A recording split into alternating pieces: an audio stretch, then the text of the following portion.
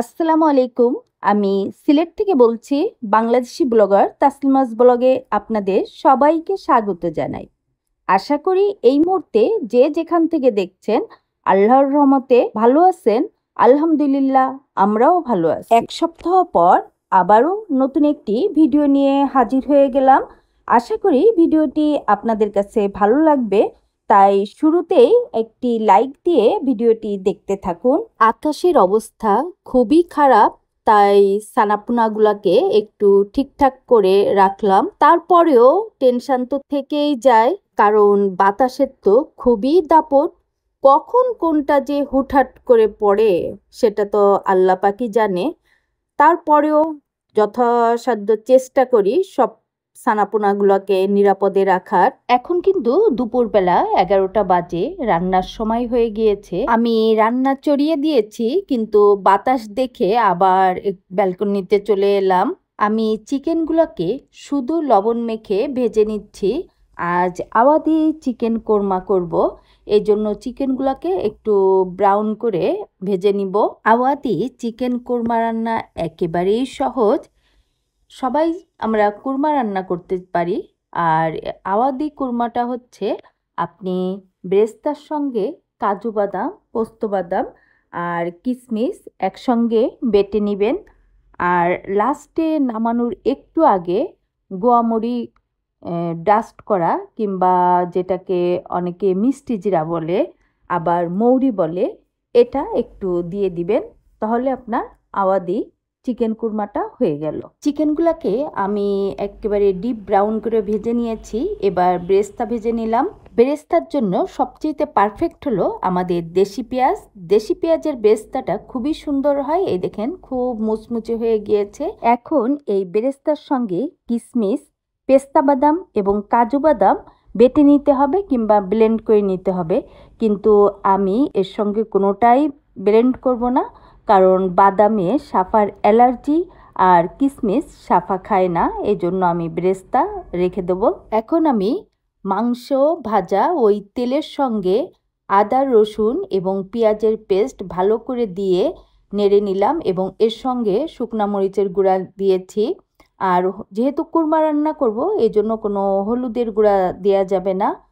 আর ওর সঙ্গে সামান্য একটু জয়ফল জয়ত্রীকের গুঁড়া এবং একটু গরম মশলা এবং সাথে একেবারেই সামান্য পরিমাণে মেথি গুঁড়া দিয়ে আমি পানি দিয়ে ভালো করে নেড়ে নিলাম, এবং এখন এর ভিতর পাউডার দুধ দিয়ে নেড়ে নিচ্ছি। দুধটা ভালো করে পানির সঙ্গে মিশিয়ে দিতে হবে, এবং এখন ওই যে বেরেস্তা রেখে দিয়েছিলাম ওই বেরেস্তাটাই আমি দিয়ে দিচ্ছি।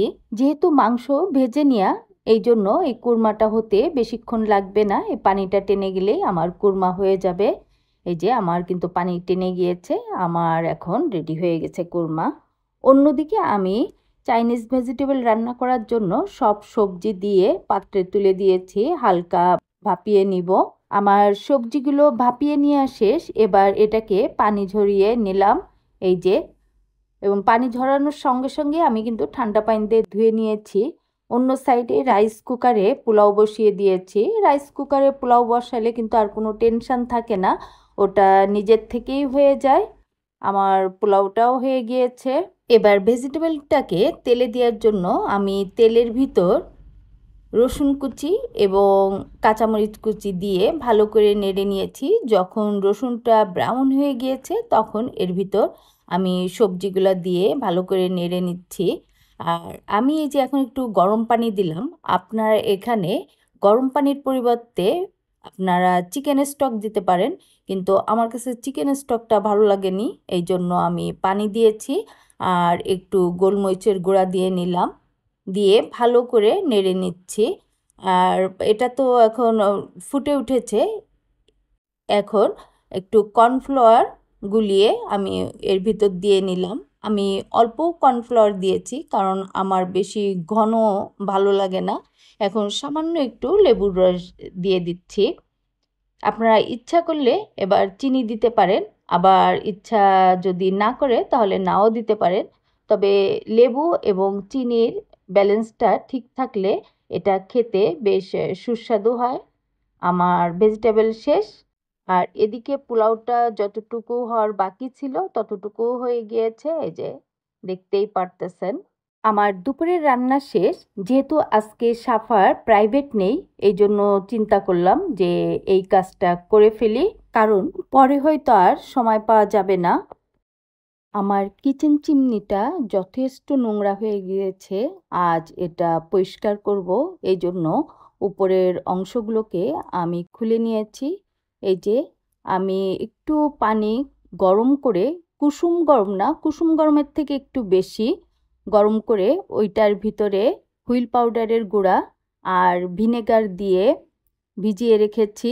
তেল কাস্টে একটা ভাব উপরে জমাট বেঁধে আছে, সেটা কিন্তু সহজেই বোঝা যাচ্ছে। চিমনিতে ফ্ল্যাট ট্রের মতো যে দুটো পার্ট থাকে, ওই দুটাকে আমি ঠিক ওই একই প্রসেসে পরিষ্কার করে নিয়েছি। তবে এটা কিন্তু একেবারে ভালো করে পরিষ্কার হয়নি, ভিতরের অংশে কিছুটা ময়লা এখনো আছে, ওটা আমি আবার পরে পরিষ্কার করে নিব। ৬ বছর যাবৎ আমি এই চিমনিটা ব্যবহার করতেছি। আল্লাহর রহমতে বেশ ভালোই সার্ভিস দিচ্ছে।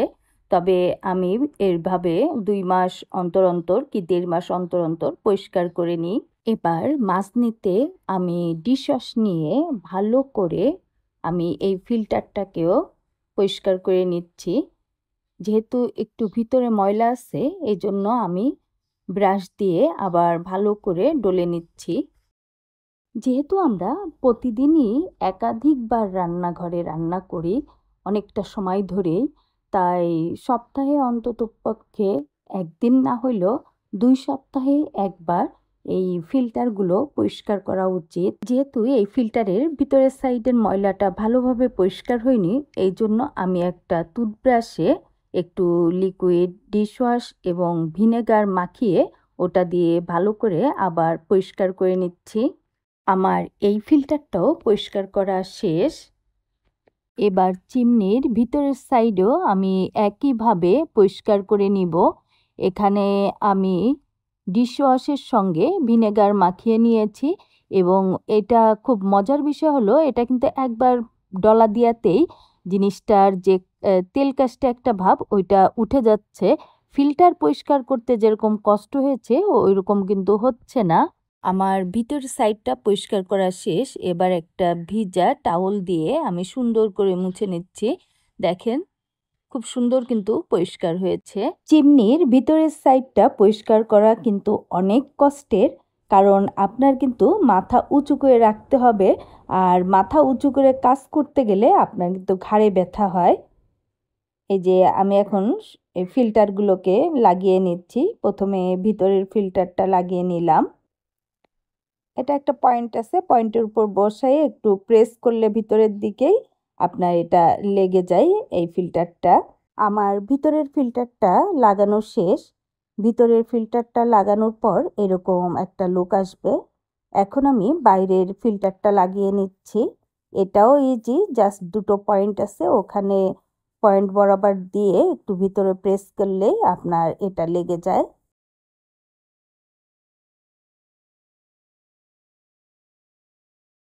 কোনো কাজই কঠিন না যদি আপনি ঠিকমতো সেটা করতে পারেন। যতক্ষণ আপনি সেই কাজটা করতে পারবেন না, ততক্ষণই আপনাকে কাছে ওই কাজটা কঠিন মনে হবে। একটানা ৬ বছর ব্যবহার করার চিমনিটি এখনো নতুনের মতো ঝকঝক করছে। সেই সঙ্গে আমি আমার গ্যাসের চুলা এবং চুলার আশেপাশ সমস্ত জায়গায় পরিষ্কার করে নিয়েছি, কারণ চিমনি পরিষ্কার করতে যে ময়লা পড়েছে এখন সবই পরিষ্কার। দুপুরের খাওয়ার টাইম হয়ে গিয়েছে, এখন টেবিল রেডি করে আমরা খেতে বসবো। আজ ফ্রিজে তেমন মাছ ছিল না, মুরগিও যে খুব বেশি ছিল তা না।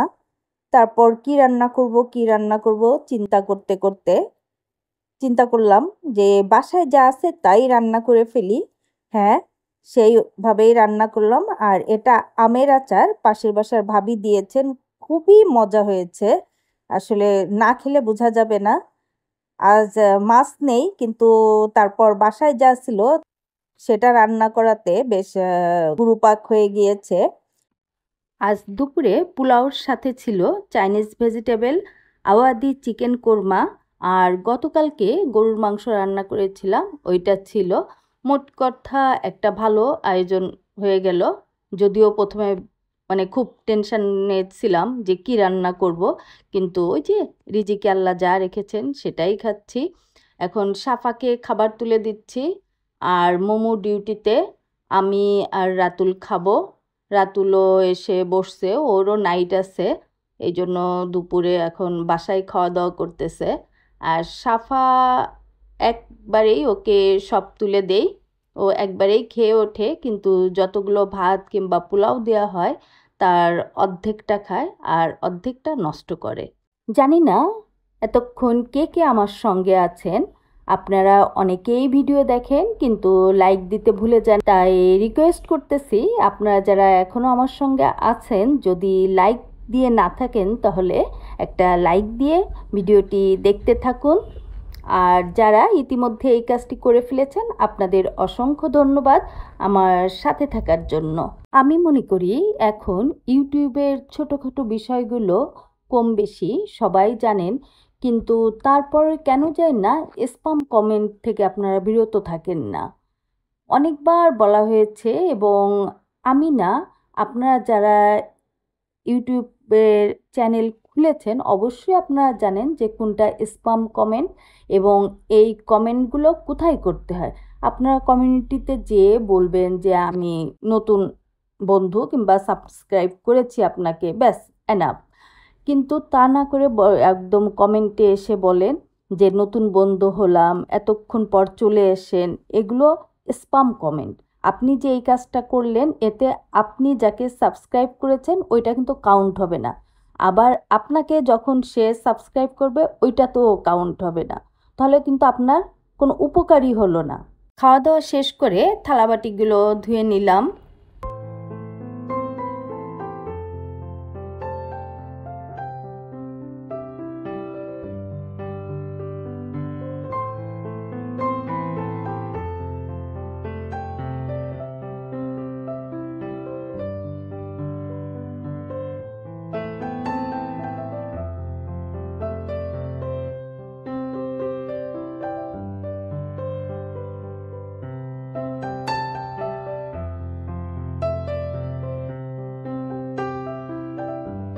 আকাশের অবস্থা আবারও কিন্তু খারাপ হয়ে গিয়েছে। এই বুঝি গ্রুম গ্রুম করে বৃষ্টি ঝরবে কিংবা বজ্রপাত হবে, সেই ভাবনায় মাথার ভিতর ঘুরপাক খাচ্ছে। গাছগুলোকে আবারও নিয়ে টেনশান, কারণ কিছু কিছু গাছ আছে এগুলো বৃষ্টির পানিতে খুবই ভালো হয়, কিন্তু অতিরিক্ত বৃষ্টির পানি আবার লাগলে গাছগুলো মারা যায়। এই জন্য আসলে একটু টেনশান লাগে। কি আর করার, প্রকৃতি তার নিয়মেই চলবে, আর আমরা যতটা পারি ওইটাকে কভার করার চেষ্টা করব। এই যে সুন্দর আমার গাছগুলো মৃদু মৃদু বাতাসে দুলতেছে। এখন দেখা যাক কতক্ষণ কি হয়। এতক্ষণ আপনারা যারা ধৈর্য সহকারে আমার ভিডিও দেখলেন, আপনাদের অসংখ্য ধন্যবাদ আমার সাথে থাকার জন্য। আমার ভিডিও যদি আপনাদের পছন্দ হয় এবং এরকম ভিডিও যদি আরও দেখতে চান, তাহলে ভিডিওর নিচে যে বেল বাটন অপশনটি আছে ওটি অন করে রাখবেন, তাহলে আমি ভিডিও দেওয়ার সঙ্গে সঙ্গে আপনার কাছে নোটিফিকেশন পৌঁছে যাবে এবং আপনি আপনার সময় মতো ভিডিওটি দেখে নিতে পারবেন। ঝড় শুরু হয়ে গিয়েছে, আজ আর কথা নেই, এখন এই মুহূর্তে ভিডিও আর করব না। আপনারা সবাই ভালো থাকুন, সুস্থ থাকুন এবং আপনাদের সবার সুস্বাস্থ্য কামনা করে ভিডিওটি আজ এখানেই শেষ করছি। আল্লাহ হাফেজ।